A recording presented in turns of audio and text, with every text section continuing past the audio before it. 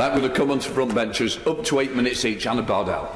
Thank you very much, Mr Deputy Speaker. It's such an honour to be summing up in this debate. It has been humbling and moving, and I want to commend all members who have contributed, particularly the Right Honourable Member for Hemel Hempstead and the clerks, who he rightly paid tribute to, who drafted the motion.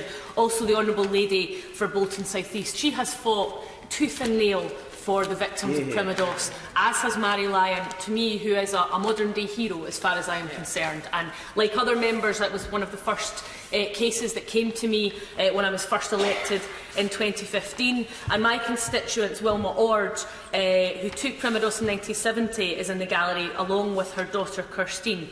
Kirstine was born with a range of birth defects, including profound deafness, cerebral palsy and an underactive thyroid, which was diagnosed at age 11, labyrinthitis, and her mobility is getting worse. I just want to briefly say some of the comments that they have given to me. When Wilma described what life has been like, she says, "Our lives have been turned upside down. Are we going to see justice for our kids? It's now that we need it, because every day we see the difference in mobility, and it's real. These people need taken care of, and it is the opportunities that have been taken away from them since the day that they were born." And I also asked Kirstine if she would like anything passed on. And she said, "I don't see why there was a cover-up in the first place. They should fix it now." And I know we can never say this often enough, Mr Deputy Speaker, this place is at its best when we are in agreement. And that's what we have had today, is cross-party agreement. And the strength of feeling, I hope, and I'm sure the Minister is very aware of. It's also at its best when we are representing and speaking up for our constituents, as everyone here today has done. And another lady contacted me this week. She didn't want to be named, but she said, "I was wondering if I can count on your support on Thursday. My daughter died at birth after I took the Primodos drug. She was born without the top of her brain and skull. This week would have been her birthday, December the 13th. That would have been yesterday."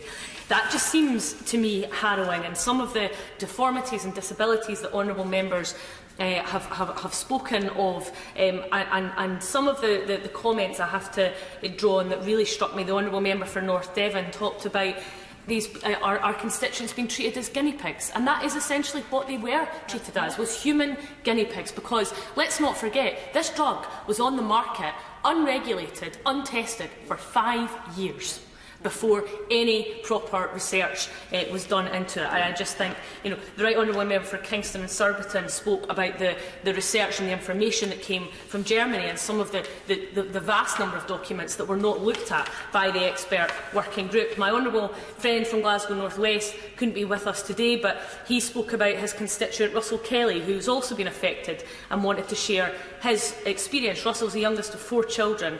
The other 3 were all born healthy, and his mother was prescribed a similar drug to Primodos and has been left with significant disabilities, which has been really devastating. Now, since the release of the report on hormone pregnancy tests produced by the Commission on Human Medicines, our constituents have been further let down, because I was there, as I know other members were.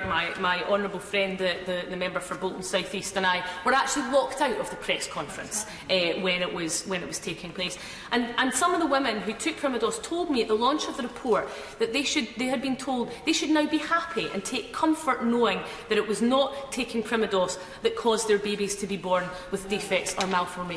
How offensive and insulting to say something like that to victims who have experienced so much trauma. None of these women are happy or comforted, and many of them were absolutely shocked, particularly that they didn't even, the expert working group didn't want to watch the Sky documentary that we've spoken about, which seems utterly incredible, because they said they didn't want to be prejudiced.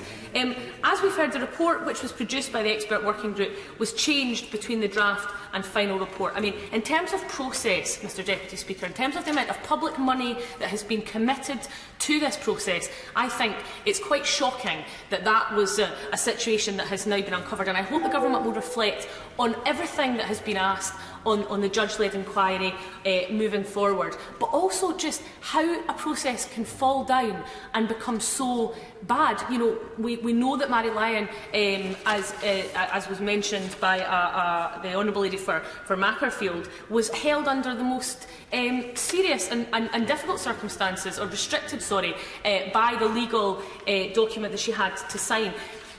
Maryline wanted to help. She wanted to make the process better. She had information that she could have passed on, but she wasn't able to do that. And because of the document she had to sign, she wasn't actually able to do the job that she wanted to do. And I think that I hope the Minister considers that as well. It was deeply concerning that what was described as a scientific process by the expert working group was not in actual fact just about the science, because many of the members here have talked about the concerns that recently when Dr Gebbie, the chair of the expert working group, when she was asked why the draft report changed from not being able to reach a conclusion to the final report which could reach a conclusion, she said that the Commission on Human Medicines all commented very fully and said we should make it more conclusive. When it was put to her as a follow-up question that they're not scientists, she said yes they are. But the point is that these people didn't sit through the expert working group. They didn't sit for all these months and go through the information. So how could they possibly have that information to come to that conclusion? And in conclusion, Mr Deputy Speaker, because I know we're very pressed for time, I just want to quote my constituent once again. She says, we need help now, not in 5 or 6 years' time.